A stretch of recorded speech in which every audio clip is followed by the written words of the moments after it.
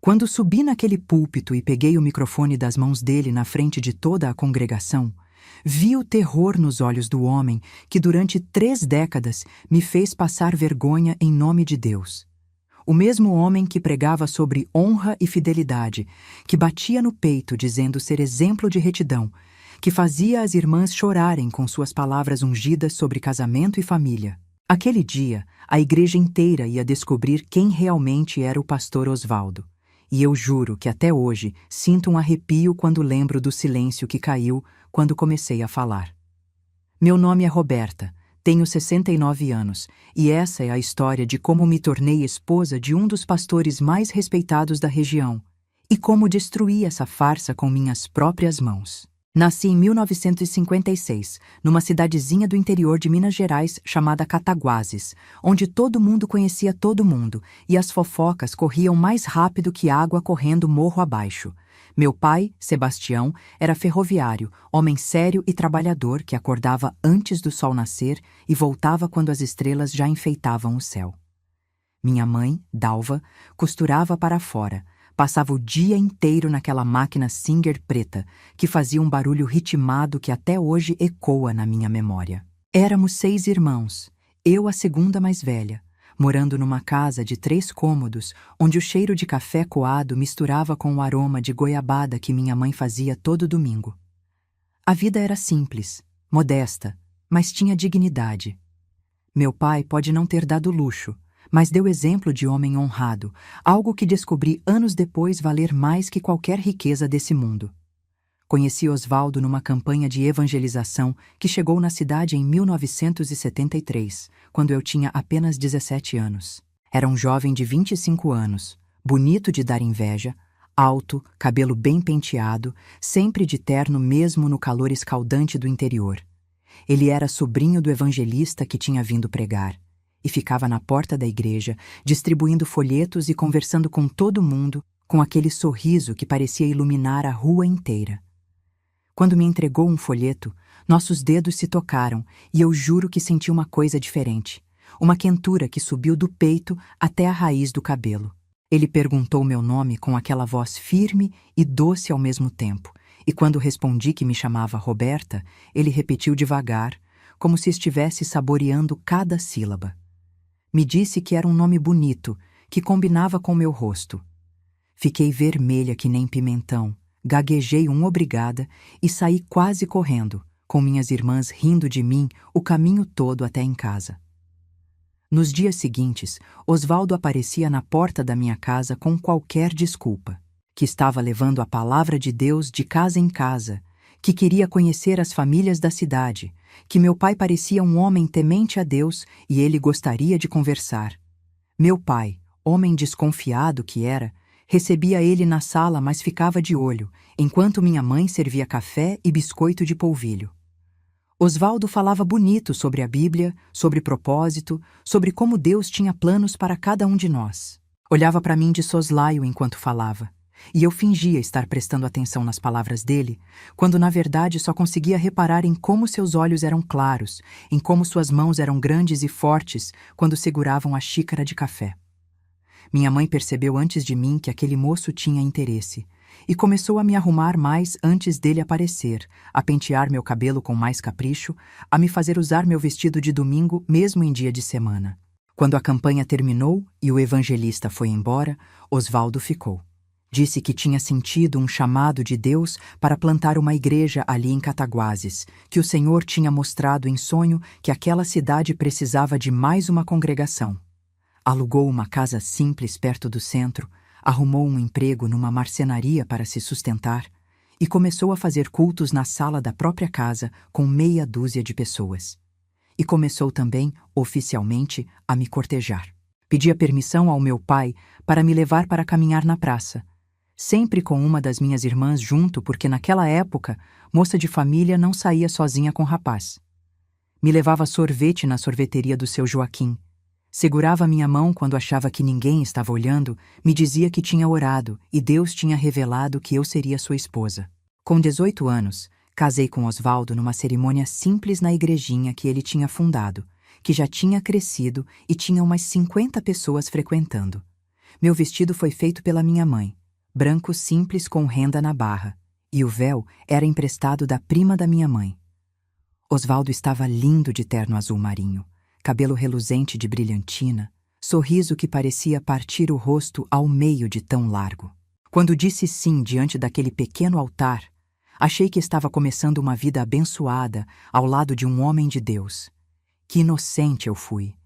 Que cega, surda e muda eu fui para todos os sinais que o próprio Deus tinha colocado no meu caminho. Os primeiros meses foram bons, não vou mentir. Morávamos numa casinha alugada de 2 cômodos, simples mas arrumadinha, onde eu caprichava na limpeza e na comida. Osvaldo trabalhava na marcenaria durante o dia e à noite preparava sermões, estudava a Bíblia, visitava os membros da igreja. Era atencioso comigo, me trazia florzinhas que pegava no caminho, me ajudava a lavar a louça depois do jantar, me abraçava forte antes de dormir. A igreja crescia devagar, mas crescia, e as pessoas começaram a chamar ele de Pastor Osvaldo, mesmo sem ele ter ordenação oficial ainda. Ele gostava daquilo. Eu via como seus olhos brilhavam quando alguém o chamava de pastor, como seu peito estufava um pouquinho, como seu sorriso ficava ainda mais largo. A primeira vez que me senti desconfortável foi uns 6 meses depois do casamento. Tinha uma irmã na igreja, a Juraci, mulher jovem, bonita, cabelo comprido que ela prendia num coque bem feito. Ela cantava no momento do louvor, tinha uma voz linda que fazia todo mundo fechar os olhos e levantar as mãos. Osvaldo começou a pedir para ela cantar em todo culto, dizia que era edificante, que o Espírito Santo usava aquela voz para tocar corações.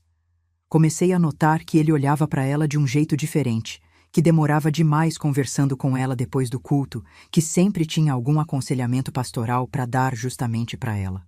Quando comentei isso com ele em casa, ele riu daquele jeito condescendente que eu viria a odiar nos anos seguintes, passou a mão na minha cabeça como se eu fosse criança boba e disse que eu estava sendo ciumenta, que um pastor precisava cuidar de todas as ovelhas do rebanho, que minha insegurança era coisa do diabo tentando plantar cisânia no nosso casamento. Engoli aquilo, pedi perdão por duvidar dele, orei pedindo a Deus que tirasse aqueles pensamentos ruins da minha cabeça. Mas os pensamentos não eram ruins, eram certeiros. Eu só não queria enxergar. Uns 2 meses depois, a Juraci parou de frequentar a igreja de uma hora para outra. Osvaldo disse que ela tinha se mudado para outra cidade por motivos pessoais, que era triste quando ovelhas se desgarravam do rebanho.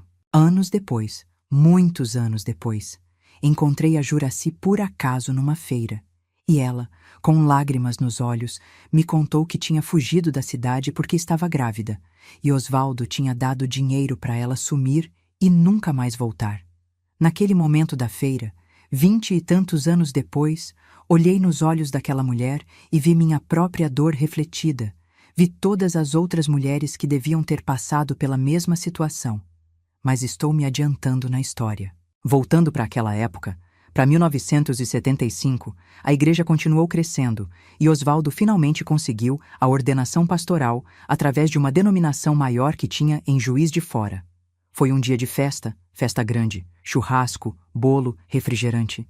E Osvaldo com o certificado de pastor oficial emoldurado, que pendurou na parede da igreja com pompa e circunstância. Ele mudou depois daquilo. Ficou mais autoritário, mais convencido, começou a falar mais alto, a gesticular mais no púlpito, a bater na mesa quando pregava sobre pecado e inferno. E começou também a me corrigir mais, a dizer que, como esposa de pastor, eu precisava ser exemplo, que minha roupa estava curta demais, mesmo chegando abaixo do joelho, que meu cabelo precisava estar sempre preso, que eu não podia rir alto, porque isso era falta de compostura, que eu não devia conversar muito com os irmãos homens, porque podiam interpretar mal. Engravidei em 1976 e Osvaldo ficou radiante. Dizia que Deus estava abençoando nosso ministério com fruto do ventre, que seria um menino forte que seguiria seus passos, que nosso filho seria pastor também. Quando nasceu uma menina, vi a decepção passar pelo rosto dele como nuvem escura tampando o sol.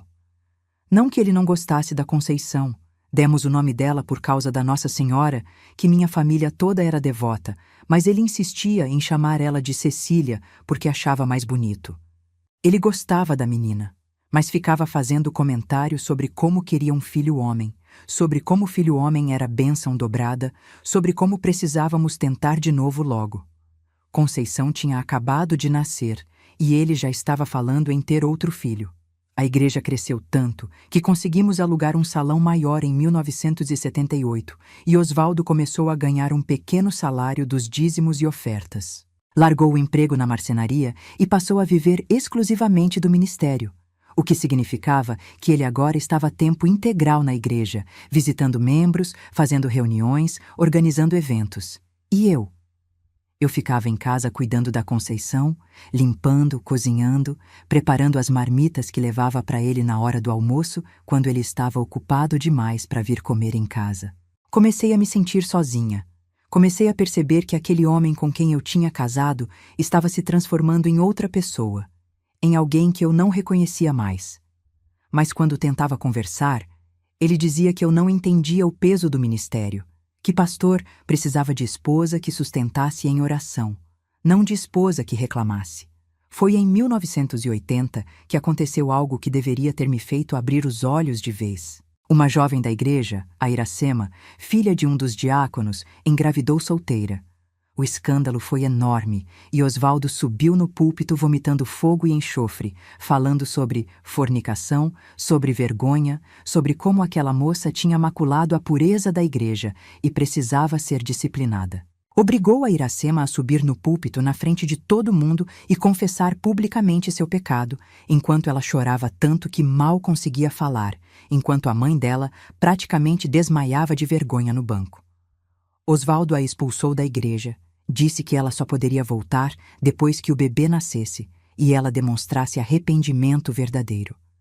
A frieza com que ele fez aquilo, a crueldade no olhar, a satisfação que parecia sentir humilhando aquela menina de 18 anos me deixou gelada.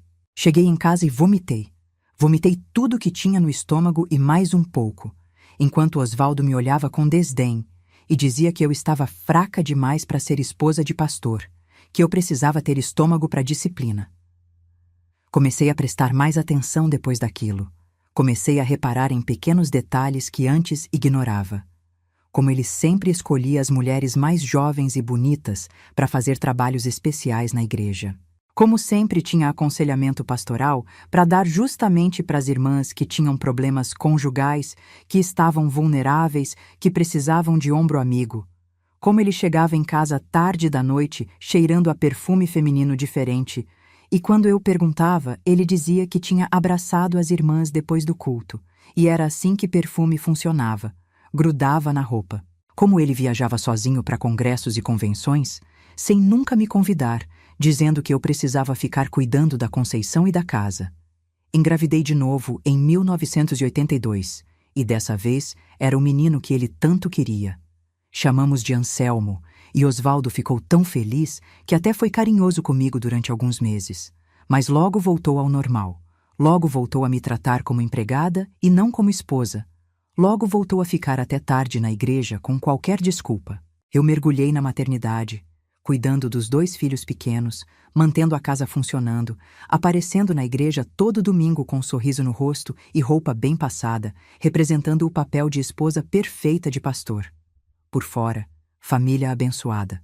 Por dentro, casamento que mais parecia cela de prisão.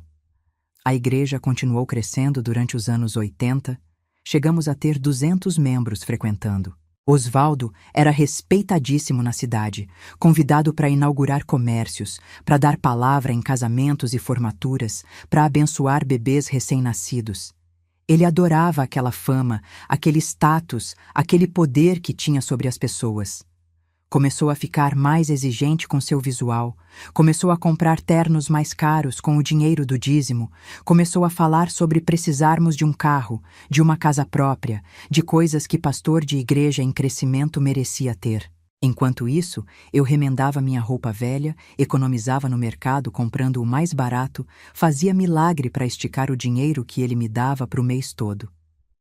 Mas o que realmente me partiu, o que realmente começou a matar qualquer resquício de amor que ainda pudesse existir dentro de mim foi a forma como ele me humilhava publicamente. Osvaldo começou a usar o púlpito para fazer indiretas para mim, para me disciplinar na frente de todo mundo sem dizer meu nome, mas todo mundo sabendo que era sobre mim. Pregava sobre esposas rebeldes que não honravam o marido, sobre mulheres que não eram submissas o suficiente, sobre como a mulher virtuosa da Bíblia se levantava de madrugada e a última a dormir, sobre como esposa de pastor tinha que ser exemplo em tudo, e olhava para mim com aqueles olhos frios enquanto falava. As irmãs da igreja começaram a me olhar com pena, com aquela comiseração que doía mais que qualquer tapa na cara, e algumas até começaram a me dar conselhos não pedidos sobre como eu devia ser melhor esposa, sobre como eu devia orar mais, jejuar mais, me consagrar mais. A gota d'água, o momento que marca o antes e o depois na minha história, aconteceu num domingo de 1988, dia quente de janeiro, que parecia derreter até as pedras da calçada. Eu estava na cozinha da igreja preparando o lanche que sempre servíamos depois do culto. Era minha obrigação, obviamente, junto com outras irmãs, mas eu que coordenava tudo porque era a esposa do pastor. Precisei buscar mais pão na padaria porque tinha vindo mais gente que o esperado, e quando voltei, uns 20 minutos depois, passei pelo corredor dos fundos da igreja que dava para os quartinhos que usávamos como escritório e sala de oração. A porta de um dos quartos estava entreaberta, e eu ouvi a voz de Osvaldo, aquela voz baixa e íntima que ele já não usava comigo há anos. Parei, coração batendo forte, mãos suando frio mesmo com o calor. Empurrei a porta devagar, em silêncio, e vi meu marido, o pastor Osvaldo, respeitado homem de Deus, com as mãos na cintura de uma das jovens da igreja, a Edith, menina de 22 anos que tinha acabado de chegar na nossa congregação. Eles não estavam fazendo nada explícito ainda, mas a intenção estava clara como água cristalina. A forma como ele a pressionava contra a parede, como ela olhava para ele com aquele misto de medo e fascinação, como a mão dele subia pela costela dela, por baixo da blusa. Eu devia ter gritado. Devia ter feito escândalo, devia ter chamado todo mundo, devia ter desmascarado aquele hipócrita ali mesmo. Mas sabe o que eu fiz? Fechei a porta devagarzinho, voltei para a cozinha com as pernas bambas e o coração despedaçado e continuei preparando o lanche como se nada tivesse acontecido. Quando Osvaldo apareceu 15 minutos depois, com a Edith atrás dele, os dois com cara de quem não tinha feito nada demais, ele me deu um beijo na testa na frente de todo mundo e disse que sua esposa era uma bênção, que não sabia o que seria dele sem minha ajuda no ministério. As pessoas sorriram, algumas até disseram amém, e eu sorri de volta, aquele sorriso que tinha praticado por anos, aquele sorriso que escondia um abismo de dor e humilhação. Naquela noite, quando chegamos em casa, esperei as crianças dormirem e confrontei Osvaldo. Falei calma, sem gritar, contei o que tinha visto. Sabe o que ele fez? Riu. Riu na minha cara e disse que eu tinha visto errado, que estava enxergando coisas, que era minha imaginação trabalhando contra ele por causa do meu ciúme doentio. Disse que estava apenas orando com a irmã Edith, que ela tinha compartilhado uma luta pessoal e ele estava oferecendo apoio pastoral. Disse que se eu espalhasse aquela mentira para alguém, estaria pecando gravemente contra um ungido do Senhor e as consequências seriam terríveis. Disse que eu deveria ter vergonha de acusar meu próprio marido, que eu estava sendo usada pelo diabo para tentar destruir o ministério que Deus tinha dado a ele. E terminou dizendo que eu era louca, que estava precisando de ajuda espiritual, que ele ia pedir para os irmãos orarem por mim porque claramente eu estava sob ataque espiritual. Eu acreditei. Ou fingi acreditar. Ou quis acreditar porque a alternativa era admitir que tinha desperdiçado 10 anos da minha vida com aquele homem. Nos anos seguintes, me tornei sombra de quem eu era. Emagreci muito, perdi o brilho do olhar, vivia numa nuvem de ansiedade e tristeza que não conseguia nomear. Osvaldo começou a dizer para os membros da igreja que eu estava com problemas espirituais, que eu estava sendo atormentada por demônios, que era por isso que eu andava tão triste.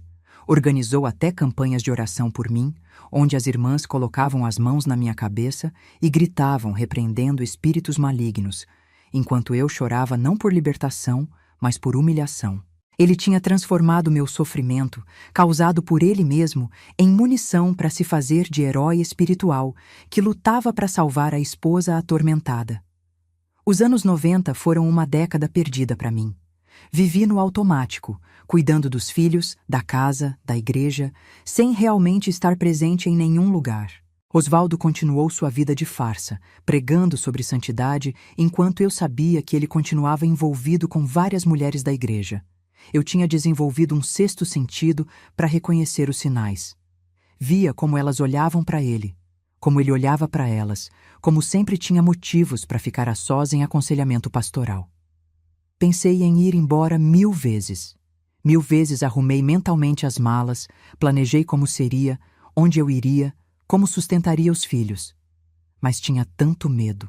Medo de não conseguir me sustentar sozinha, medo de perder os filhos, medo do julgamento da igreja e da cidade, medo de Osvaldo fazer o que sempre ameaçava fazer. Me desmoralizar publicamente, dizer que eu tinha abandonado o lar por rebeldia, me transformar em exemplo de mulher que não honrou seus votos. A Conceição cresceu e logo percebeu que algo estava errado. Com 14, 15 anos, ela começou a questionar o pai, a confrontá-lo sobre a forma como me tratava. Osvaldo não gostou nem um pouco, começou a ser duro com ela, a controlá-la excessivamente, a usar a Bíblia como arma para manter ela submissa. Proibiu ela de cortar o cabelo, de usar calça comprida, de ouvir música que não fosse gospel, de ter amigos fora da igreja. Conceição se rebelou do jeito que podia, com pequenas atitudes de desafio que deixavam Osvaldo furioso. O Anselmo, por outro lado, estava sendo moldado para ser cópia do pai. Osvaldo o levava para todo canto, o ensinava a pregar, dizia que ele seria pastor também, que continuaria o legado. Eu via meu filho absorvendo aqueles valores distorcidos e não conseguia fazer nada para impedir. Em 1998, algo aconteceu que me deu um vislumbre de que talvez não fosse completamente louca, de que minha percepção estava correta. A Edith, aquela mesma jovem que eu tinha visto com Osvaldo 10 anos antes, voltou para Cataguases depois de anos morando em São Paulo. Ela me procurou numa tarde, apareceu na minha casa quando sabia que Osvaldo não estava. Sentamos na cozinha, tomamos café e ela, com lágrimas escorrendo pelo rosto, me pediu perdão. Me contou que tinha se envolvido com Osvaldo durante quase 2 anos, que ele prometia deixar a família por ela, que dizia que eu era louca e que nosso casamento era só aparência. Me contou que ficou grávida dele e ele pagou o procedimento para ela se livrar do bebê. Depois a mandou para longe com dinheiro e ameaças de que se ela contasse algo, ele destruiria a reputação dela. Me contou que não foi a única, que sabia de pelo menos 4 outras mulheres que tinham passado pela mesma situação. Quando Edith foi embora, eu fiquei sentada naquela cozinha até escurecer, sem acender a luz, apenas sentada na escuridão, deixando aquela informação me inundar. Não senti raiva naquele momento. Não senti tristeza. Senti uma clareza fria, uma determinação que não sabia que tinha dentro de mim. Pela primeira vez em anos, senti que eu não era louca, que tudo o que eu tinha sentido, tudo o que tinha percebido, era real. E senti que precisava fazer algo, mas não sabia o quê. Osvaldo chegou em casa naquela noite radiante, contando que a igreja ia finalmente construir um templo próprio, que tinham conseguido um terreno bom, que ele seria o grande pastor de uma grande igreja. Olhei para ele e vi um estranho que usava o nome de Deus para manipular, para se satisfazer, para construir seu pequeno império de mentiras. Comecei a investigar. Discretamente, cuidadosamente, comecei a juntar informações. Falei com algumas mulheres que tinha visto se afastarem da igreja de repente ao longo dos anos. Nem todas quiseram falar, mas algumas sim. E cada história que ouvia era um soco no estômago. Osvaldo tinha um padrão. Escolhia mulheres vulneráveis, oferecia ajuda espiritual, ganhava confiança. Depois avançava devagar, sempre com versículos bíblicos distorcidos sobre como Deus aprovava aquilo, sobre como era amor puro, sobre como eu era a esposa problemática que não o entendia. Algumas engravidaram, algumas foram coagidas a abortar, Todas foram ameaçadas e mandadas embora quando a situação ficava complicada. E ele continuava lá no púlpito, pregando sobre santidade, sobre fidelidade, sobre o casamento santo instituído por Deus. Conceição saiu de casa em 2001, com 23 anos, dizendo que não aguentava mais viver naquele ambiente de hipocrisia. Osvaldo a deserdou. Disse que ela estava em rebelião contra Deus. Proibiu os membros da igreja de terem contato com ela. Eu continuava vendo minha filha escondido, encontrando com ela em lugares discretos, levando comida e algum dinheiro que conseguia guardar sem Osvaldo saber. Anselmo ficou mais próximo do pai ainda, assumindo posição de pastor auxiliar na igreja, pregando com o mesmo fervor falso que o pai. Era doloroso ver meu filho se transformando naquilo, mas eu não conseguia alcançá-lo, ele estava completamente doutrinado. A Igreja Nova ficou pronta em 2003, um prédio bonito, grande, com capacidade para 500 pessoas. Osvaldo estava no auge, conhecido em toda a região, convidado para pregar em outras igrejas, chamado de apóstolo por alguns. Sua arrogância não tinha mais limites. Me tratava como nada, nem me olhava direito mais. Eu era apenas mais um móvel da decoração, útil para o showzinho de família abençoada que ele mantinha. As humilhações públicas continuaram e pioraram. Ele pregava sobre mulheres preguiçosas, sobre esposas que não cuidavam direito da casa, sobre como tinha irmãs na igreja que eram melhores exemplos de virtude que a própria esposa do pastor. Dizia tudo isso olhando para mim, com aquele sorrisinho cruel, e as pessoas riam, concordavam, e eu morria um pouquinho por dentro cada vez. Continuei juntando informações, provas, histórias, gravei conversas. Guardei mensagens que ele deixava abertas no computador. Fotografei comprovantes de pagamentos suspeitos. Reuni depoimentos por escrito de mulheres que aceitaram testemunhar. Fiz isso tudo durante anos, escondendo tudo num lugar seguro que ele nunca descobriria. E comecei a fazer um plano cuidadoso de como expor tudo, de como fazer justiça não só por mim, mas por todas aquelas mulheres que ele tinha destruído. Em 2004, Osvaldo começou a falar sobre fazer uma grande campanha de avivamento, convidando pastores de fora, fazendo propaganda em rádio, esperando encher a Igreja Nova. Seria o ápice da carreira dele, a confirmação do seu ministério poderoso. E foi durante o planejamento dessa campanha que aconteceu algo que me fez decidir que era hora de agir. Uma menina de 19 anos, a Quitéria, chegou chorando na minha casa numa tarde, dizendo que estava grávida e Osvaldo era o pai. Ela estava desesperada, dizia que ele tinha prometido se separar de mim e assumir ela, que ela tinha acreditado, que agora ele estava dizendo que ela precisava se livrar do bebê, senão ele ia destruir a reputação dela e da família dela inteira. Olhei para aquela menina, mais nova que minha própria filha, e algo quebrou definitivamente dentro de mim. Não era só sobre mim mais. Era sobre todas elas. Era sobre impedir que ele continuasse destruindo vidas. Ajudei a Quitéria a sair da cidade. Mandei ela para a casa de uma prima minha em outro estado, longe do alcance de Osvaldo. Dei a ela dinheiro que tinha guardado e disse que ela podia ficar lá o tempo que precisasse, que ninguém ia encontrá-la. E então comecei a colocar meu plano em prática. A campanha de avivamento seria em 3 meses, em julho de 2004. Seria no auge do inverno, igreja lotada, pessoas de várias cidades, pastores importantes presentes. Seria o palco perfeito. Nos 3 meses seguintes, finalizei minha investigação. Consegui o depoimento de 9 mulheres diferentes que tinham sido envolvidas com Osvaldo ao longo dos anos, incluindo a Quitéria, que me mandou tudo por escrito do lugar seguro onde estava. Juntei comprovantes de dinheiro da igreja sendo usado para pagar silêncio, para pagar procedimentos, para comprar presentes para as amantes. Consegui cópias de mensagens comprometedoras que ele tinha mandado e achado que tinha apagado. Fiz fotocópias de tudo, organizei tudo em pastas, guardei tudo em lugar seguro. E preparei um discurso, as palavras certas que eu ia dizer quando chegasse a hora. Osvaldo não desconfiou de nada. Eu continuei sendo a esposa submissa, a ajudante fiel, a mulher invisível que ele tinha transformado. Ajudei a organizar a campanha, cuidei da logística, da comida, da decoração, de tudo que uma boa esposa de pastor deveria cuidar. Ele estava radiante, confiante, preparando seus sermões mais bombásticos, ensaiando seus gestos dramáticos no púlpito, escolhendo seus melhores ternos. Nos dias anteriores à campanha, ele mal me dirigia a palavra, tão concentrado estava em sua performance. Eu continuava minha rotina, sorrindo quando necessário, assentindo quando ele falava sobre seus planos grandiosos, morrendo por dentro, mas viva de propósito pela primeira vez em décadas. A Conceição sabia do meu plano. Eu tinha contado para ela, mostrado todas as provas, e ela tinha chorado tanto, tanto, dizendo que sempre soube que o pai era falso, mas nunca imaginou essa dimensão toda de podridão.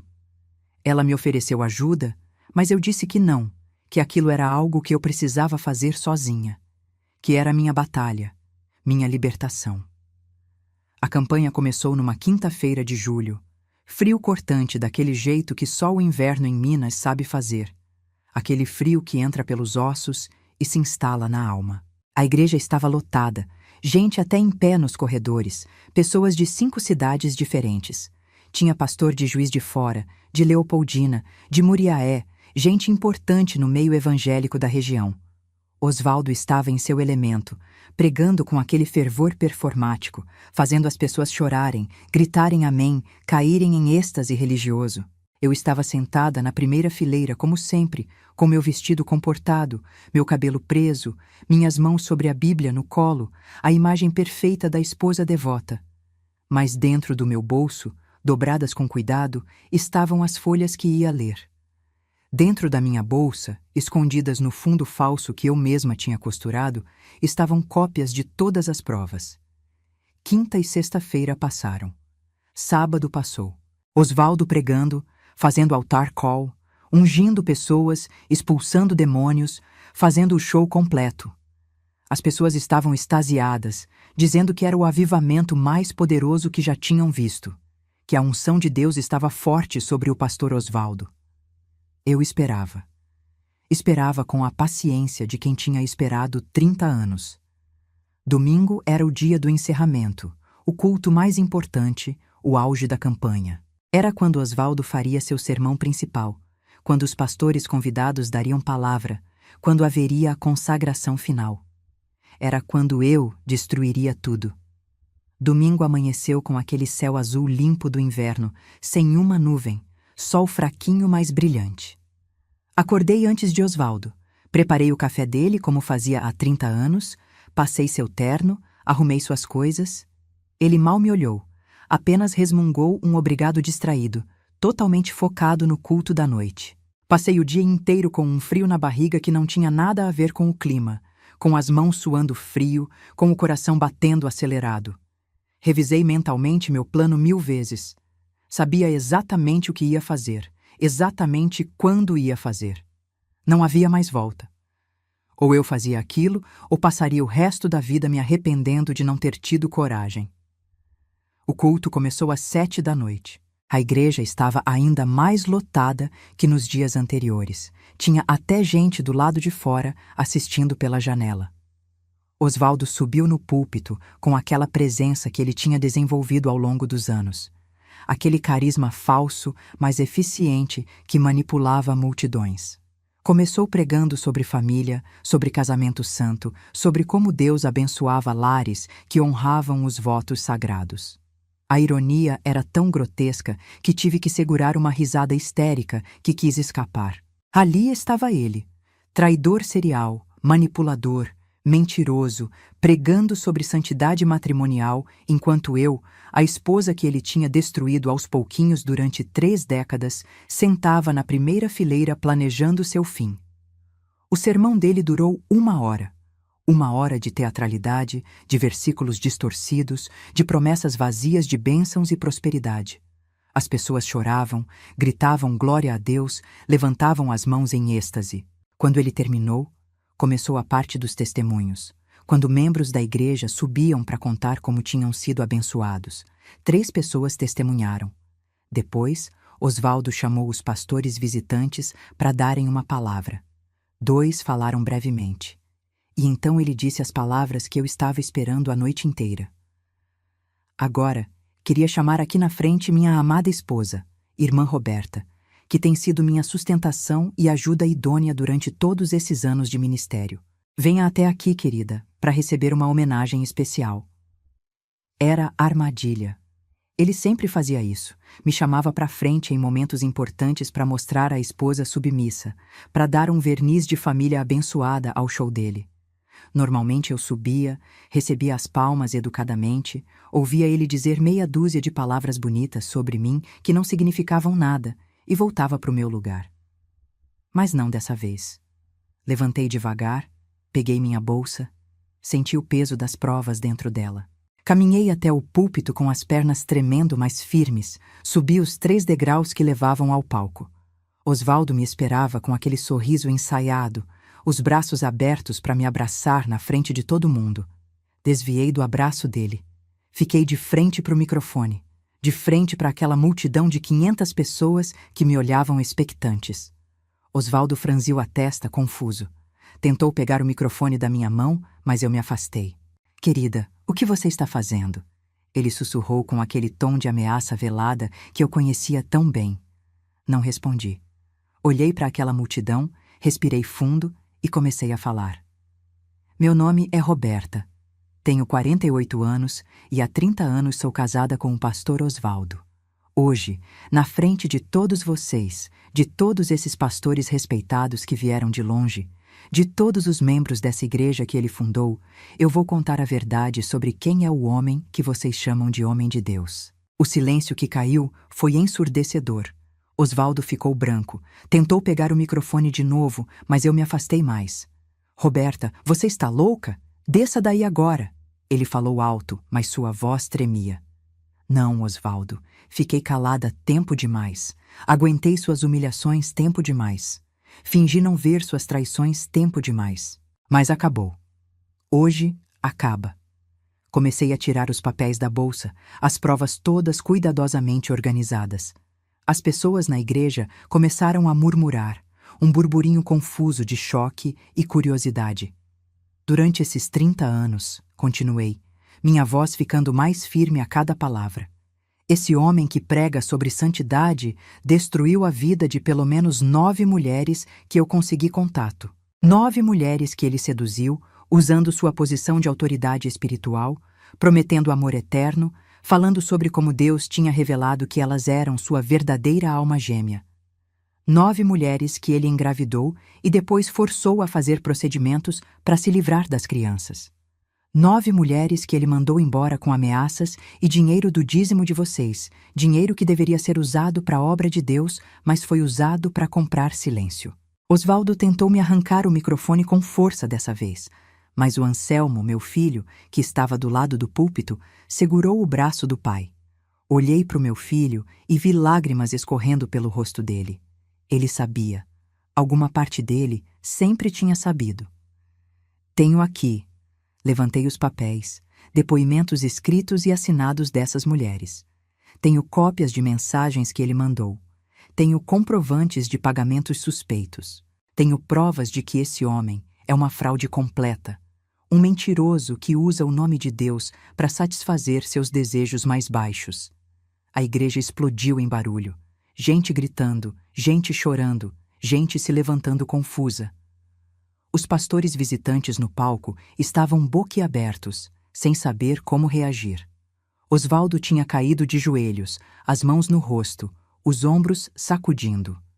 Não sei se estava realmente chorando ou se era mais um de seus truques teatrais. Não me importava mais. Eu fiquei calada.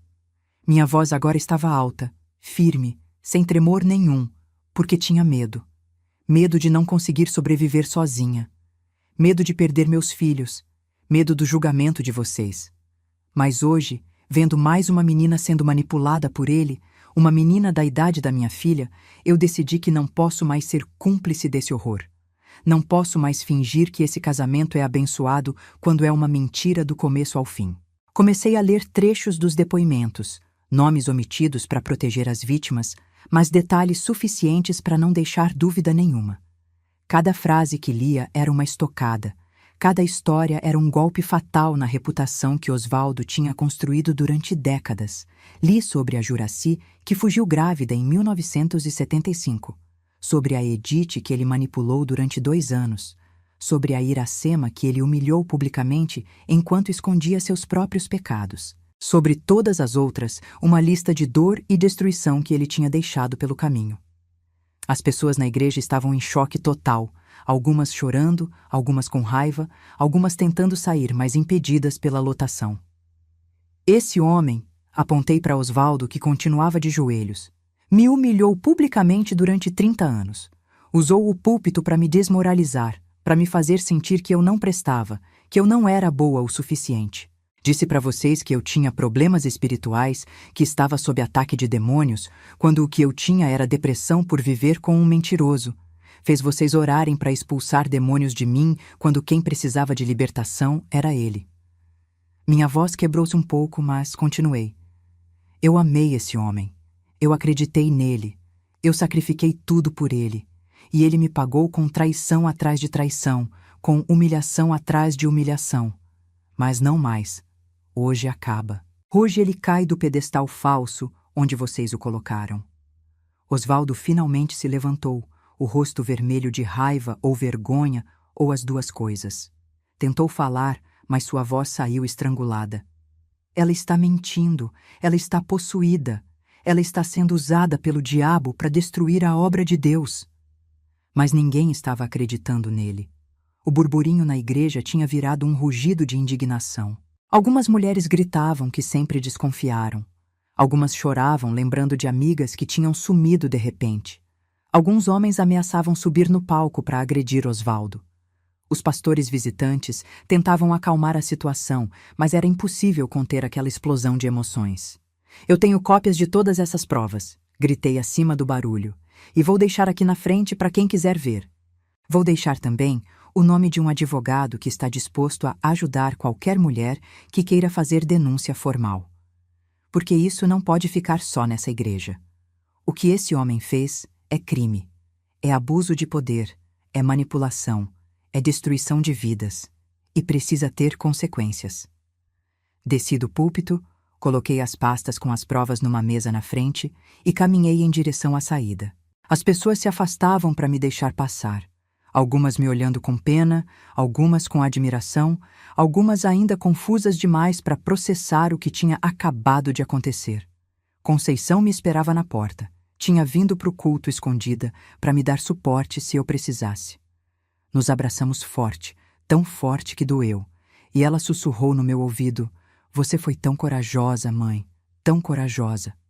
Saímos juntas da igreja enquanto lá dentro continuava o caos. Ouvi gritos, discussões, choro. Ouvi Osvaldo tentando dar explicações que ninguém queria ouvir. Ouvi alguém gritando que ia chamar a polícia. Não olhei para trás. Apenas caminhei, um pé na frente do outro, respirando o ar frio da noite que nunca me pareceu tão limpo, tão puro, tão libertador. Nos dias seguintes foi um turbilhão. A notícia se espalhou pela cidade como fogo em palha seca. Todo mundo comentava, todo mundo tinha opinião. Algumas pessoas me apoiaram, dizendo que eu tinha sido corajosa, que tinha feito a coisa certa. Outras me condenaram, dizendo que eu tinha destruído um homem de Deus, que eu ia pagar por ter tocado num ungido do Senhor. A igreja entrou em crise profunda. Metade dos membros saiu, indignados com Osvaldo. A outra metade ficou, alguns porque realmente acreditavam que ele merecia perdão, outros porque não queriam admitir que tinham sido enganados durante tanto tempo. Osvaldo tentou dar explicações, dizer que tinha tido momentos de fraqueza, mas que era humano e tinha se arrependido. Mas as provas eram tantas, tão detalhadas, tão devastadoras, que era impossível negar. 3 das mulheres dos depoimentos decidiram fazer denúncia formal. O processo legal foi longo, doloroso, expondo ainda mais a podridão toda. Osvaldo perdeu sua credencial de pastor, foi expulso da denominação, virou persona non grata no meio evangélico. A igreja que ele construiu foi assumida por outro pastor e com o tempo foi se recuperando, mas nunca mais teve o mesmo tamanho ou influência. Osvaldo tentou começar de novo em outra cidade, mas a história o seguiu. Tentou abrir outra igreja, mas ninguém confiava mais nele. Acabou trabalhando em empregos comuns, longe dos holofotes que tanto amava. Eu pedi o divórcio 2 meses depois daquele domingo fatídico. Osvaldo não contestou, sabia que não tinha como. A separação foi rápida. Não quis nada dele, nem dinheiro, nem bens. Só queria minha liberdade. Fui morar com a Conceição por um tempo, até conseguir me organizar. Arrumei um emprego numa loja de tecidos, ganhava pouco, mas era meu dinheiro, fruto do meu trabalho honesto. Aprendi a viver sozinha, a tomar minhas próprias decisões, a ser dona da minha vida pela primeira vez desde os 18 anos. Foi assustador no começo, mas também foi libertador de uma forma que eu nem sabia que existia. O Anselmo teve um caminho difícil. Viu o pai que idolatrava ser desmascarado da pior forma possível. Entrou em depressão profunda, questionou tudo o que acreditava, se afastou da igreja completamente por uns anos. Mas com o tempo, com terapia, com conversas honestas comigo e com a Conceição, ele começou a se curar. Hoje, ele trabalha numa área completamente diferente, longe da religião, construindo sua própria vida baseada em valores reais e não em hipocrisia performática. Temos um relacionamento bom, honesto, ele reconhece o que o pai fez e me apoia. A Conceição se tornou minha melhor amiga. Hoje ela tem 48 anos, é casada com um homem bom que a respeita, tem 2 filhos lindos. Ela diz que minha atitude naquele domingo mudou a vida dela também. Mostrou que era possível se libertar de situações opressivas, que coragem não é ausência de medo, mas agir apesar do medo.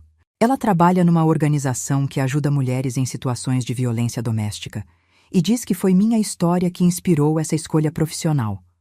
Algumas das mulheres que Osvaldo destruiu também entraram em contato comigo depois. Nos tornamos uma rede de apoio umas para as outras, compartilhando nossas histórias, nossas dores, mas também nossas vitórias e reconstruções. Ver essas mulheres se reerguendo, reconstruindo suas vidas, encontrando felicidade depois de tanta dor, foi uma das coisas mais gratificantes da minha vida. Não fizemos nada formal, não criamos grupo organizado, nem nada assim, mas nos encontramos às vezes, trocamos mensagens, lembramos umas às outras que sobrevivemos e que somos mais fortes do que imaginávamos. Hoje, aos 69 anos, olho para trás e vejo claramente como desperdicei 30 anos da minha vida num casamento que era mentira desde o começo. Vejo como fui ingênua, como permiti ser manipulada, como aceitei migalhas quando merecia um banquete. Mas também vejo que consegui sair, que tive coragem quando importava, que não morri sendo cúmplice daquele homem horrível. Os últimos 21 anos da minha vida, desde aquele domingo de julho de 2004, foram os melhores anos que já vivi. Não porque foram fáceis, não foram. Foram duros, às vezes solitários, cheios de desafios. Mas foram meus, foram autênticos. Foram vividos em liberdade. Osvaldo ainda está vivo, mora em algum lugar do interior, trabalha não sei fazendo o quê. Não tenho contato com ele, não quero saber da vida dele. Às vezes fico sabendo por terceiros que ele tenta se reaproximar dos filhos, mas tanto Anselmo quanto Conceição mantêm distância. Ele perdeu tudo, a reputação, a igreja, a família, o respeito. E eu ganhei tudo, a liberdade, a dignidade, a paz, o respeito por mim mesma. Tem gente que me pergunta se eu me arrependo de ter exposto ele publicamente daquela forma, se não teria sido melhor ter saído quieta, ter me divorciado em silêncio, ter deixado ele continuar sua farsa. Minha resposta é sempre a mesma. Não. Não me arrependo nem um pouquinho. Aquele homem estava destruindo vidas, usando o nome de Deus para satisfazer seu ego doente e seus desejos egoístas. Se eu tivesse saído calada, quantas outras mulheres ele teria destruído? Quantas outras meninas vulneráveis ele teria manipulado? Quantas outras vidas ele teria arruinado? Não, eu precisava fazer aquilo. Não só por mim, mas por todas elas, e por todas as que viriam depois se alguém não o parasse. Aprendi muitas coisas nesses anos todos. Aprendi que título religioso não faz ninguém santo. Aprendi que as pessoas mais barulhentas sobre moral geralmente são as que mais têm a esconder. Aprendi que manipuladores usam sua posição de poder e confiança para fazer o mal, e fazem isso sistematicamente, com método, com frieza. Aprendi que denunciar não é falta de perdão, é ato de coragem e de proteção às futuras vítimas. Aprendi que silêncio das vítimas só serve para proteger os agressores. Aprendi que nunca é tarde para recomeçar, para se libertar, para escolher dignidade em vez de conforto falso. E aprendi que perdoar não significa esquecer, nem significa permitir que o abuso continue. Eu perdoei Osvaldo? Depende do que você entende por perdão. Eu não carrego mais raiva. Não fico ruminando sobre o que ele me fez. Não deixo que ele continue ocupando espaço na minha cabeça e no meu coração. Nesse sentido, sim, perdoei. Mas se perdoar significa dizer que está tudo bem, que posso fingir que nada aconteceu, que posso ter um relacionamento com ele, então não. Não perdoei. E nunca vou perdoar dessa forma. Existe diferença entre perdão que liberta você da amargura e perdão que permite que o agressor escape das consequências. Eu escolhi o primeiro. Minha vida hoje é simples, mas é minha. Moro numa casinha alugada de 2 quartos. Pequena, mas aconchegante, cheia de plantas que eu mesma cuido, com cortinas que eu mesma escolhi, com móveis que comprei com meu próprio dinheiro. Acordo na hora que quero, como o que tenho vontade. Assisto o que me dá prazer, saio quando quero sair e fico em casa quando prefiro ficar. Parece pouca coisa, mas para quem viveu 30 anos sob controle sufocante, cada uma dessas pequenas liberdades é um luxo imenso. Tenho amigas de verdade agora. Não aquelas amizades falsas de igreja onde todo mundo te julga e fofoca pelas costas. Tenho amigas que me conhecem de verdade, que sabem da minha história toda, que me aceitam com minhas falhas e cicatrizes. Voltei a estudar aos 50 e poucos anos, fiz um curso técnico de contabilidade, trabalhei nisso por uns anos até me aposentar. Hoje vivo com minha aposentadoria pequena, mas digna, complemento fazendo uns bicos de costura porque aprendi com minha mãe e é uma coisa que sempre gostei. Faço as roupas das minhas netas, conserto roupa dos vizinhos, bordo toalhas para vender nas feiras de artesanato da cidade. Não fico rica com isso, mas me sinto útil, produtiva, e o dinheiro extra ajuda a dar uns presentes para os netos, a viajar de vez em quando para visitar a Conceição que mora em outra cidade. A relação com a fé mudou completamente. Não voltei para a igreja evangélica. Não conseguiria. Tenho até uma Bíblia em casa. Leio de vez em quando. Mas não aguento mais pastor pregando. Não aguento mais aquele ambiente de manipulação mascarada de espiritualidade. Algumas pessoas dizem que eu deveria perdoar a igreja, que nem toda igreja é igual, que Osvaldo era exceção. Mas eu sei que não era exceção, não. Conheço dezenas de histórias parecidas, de pastores que abusam de poder, que manipulam mulheres vulneráveis, que usam dinheiro do dízimo para viver no luxo enquanto os fiéis passam necessidade. O sistema é podre e eu não quero mais fazer parte disso. Minha fé hoje, se é que posso chamar assim, é pessoal, é quieta, é entre mim e Deus, sem intermediários que se dizem ungidos, mas são só homens falhos e muitas vezes maldosos. O que mais dói até hoje não é nem a traição em si. Traição acontece, pessoas são fracas, relacionamentos morrem. O que dói é a hipocrisia, é o uso da religião para encobrir e justificar o mal. É a forma como ele me fez sentir louca quando eu estava enxergando a verdade. É como ele usou a Bíblia como arma para me manter submissa e calada. Ele transformou algo que deveria ser fonte de conforto e esperança em ferramenta de tortura psicológica. Isso é o que não consigo esquecer. Isso é o que ainda me deixa com raiva às vezes quando penso muito no assunto. Mas sabe o que é engraçado? Eu sou feliz agora. Genuinamente feliz, de um jeito que nunca fui durante aqueles 30 anos de casamento. Acordo de manhã sem aquele peso no peito, sem aquele medo constante de fazer algo errado, de desagradar, de ser humilhada.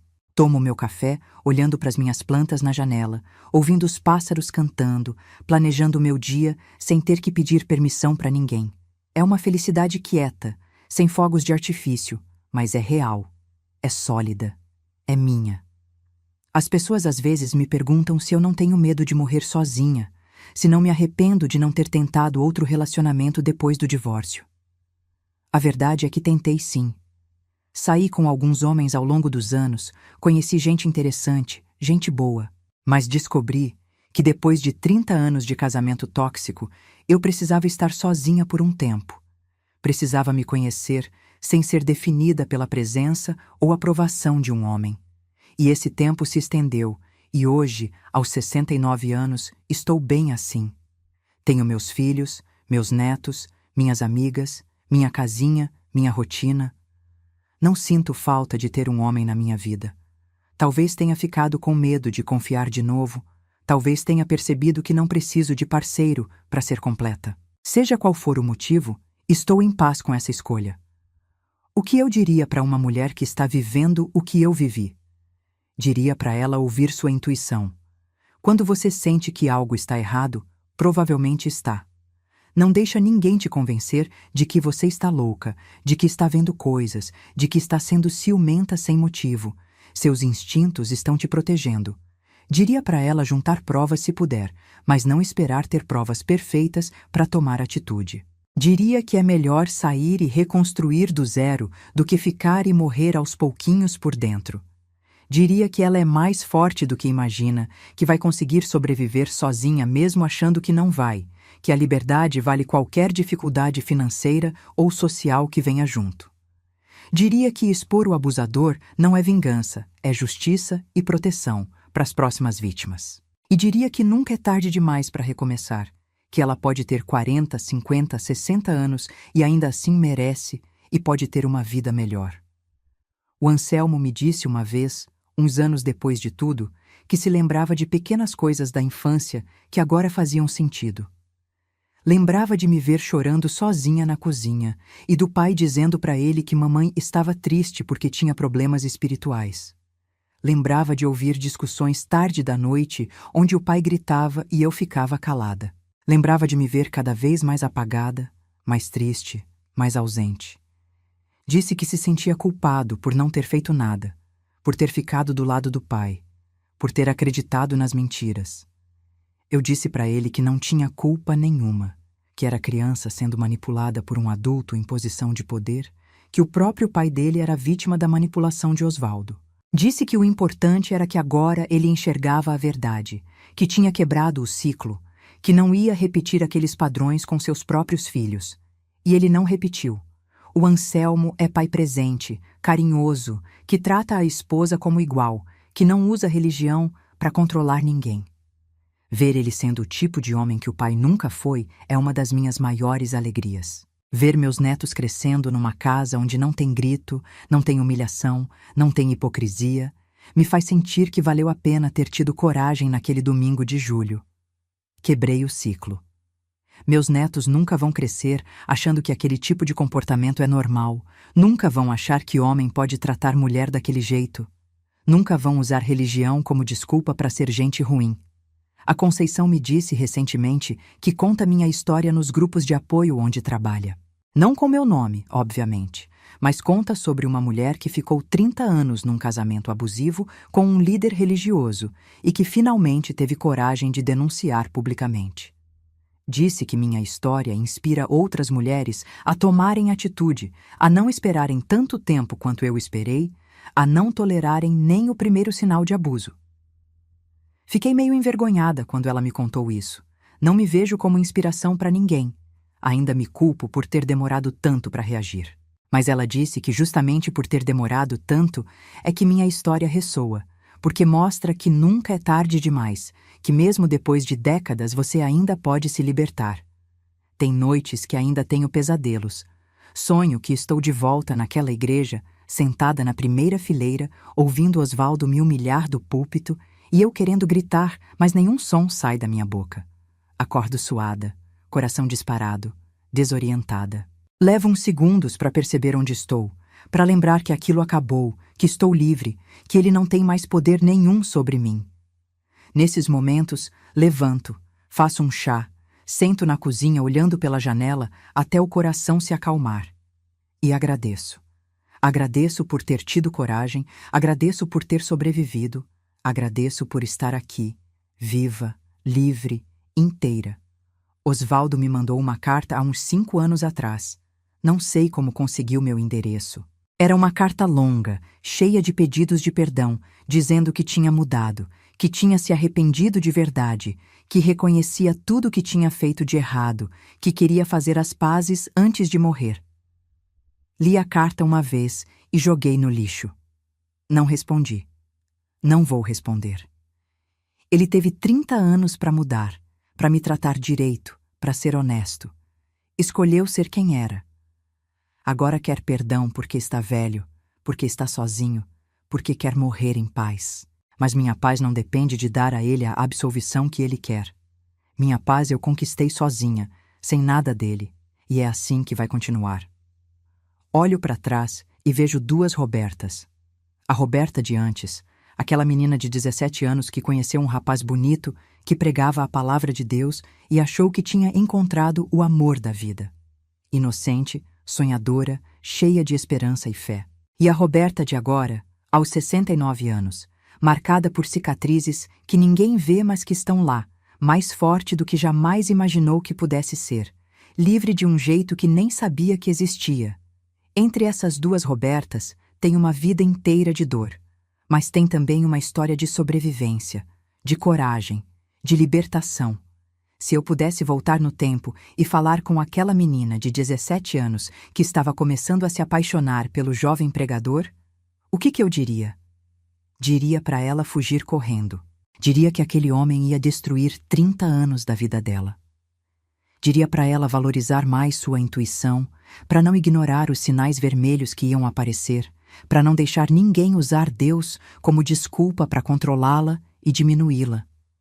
Mas sei que ela provavelmente não ia me ouvir, porque estava apaixonada, porque queria acreditar, porque ainda não tinha aprendido que nem todo mundo que fala de Deus vive de acordo com o que prega. Então talvez eu dissesse outra coisa. Diria para ela que vai ser difícil, muito difícil, mais difícil do que ela pode imaginar. Que ela vai sofrer de formas que ainda não conhece. Mas diria também que ela é mais forte do que pensa, que vai sobreviver, que um dia vai ter coragem que nem sabe que tem dentro dela, que um dia vai subir num púlpito e vai destruir o império de mentiras dele com suas próprias mãos, que um dia vai ser livre, e que essa liberdade, quando finalmente chegar, vai valer cada lágrima derramada ao longo do caminho. Hoje é sexta-feira. Acordei cedo, reguei minhas plantas, tomei café, olhando o sol nascendo. Daqui a pouco vou terminar de bordar uma toalha que uma vizinha encomendou. À tarde vou encontrar com a Conceição que está vindo me visitar. Vamos almoçar juntas naquele restaurante que a gente gosta. À noite vou assistir minha novela, fazer meu chá de camomila, deitar na minha cama com meus travesseiros do jeito que eu gosto. É uma vida comum, simples, sem grandes aventuras ou emoções. Mas é minha vida de verdade.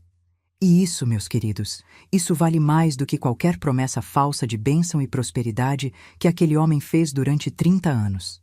Se você está me ouvindo agora e está vivendo algo parecido, seja com pastor, seja com marido comum, seja com quem for, quero que você saiba que você não está sozinha, que não é culpa sua, que você não é louca, não está exagerando, não está vendo coisas onde não tem. Que manipulador faz isso mesmo? Faz você duvidar da sua própria percepção, faz você se sentir culpada pelo comportamento dele. E quero que você saiba que pode sair. Talvez não hoje, talvez não amanhã, talvez você precise se planejar, juntar forças, conseguir ajuda, mas você pode sair. E quando sair, vai descobrir que é capaz de muito mais do que imagina. Meu nome é Roberta, tenho 69 anos. Passei 30 anos casada com um pastor que me destruía enquanto pregava sobre amor. E passei os últimos 21 anos descobrindo quem eu realmente sou quando ninguém está me controlando. Não tenho dinheiro, não tenho fama, não construí império nenhum. Mas tenho algo muito mais valioso. Tenho paz, tenho dignidade, tenho liberdade. E tenho a certeza de que fiz a coisa certa naquele domingo de julho de 2004, quando subi naquele púlpito e disse não mais.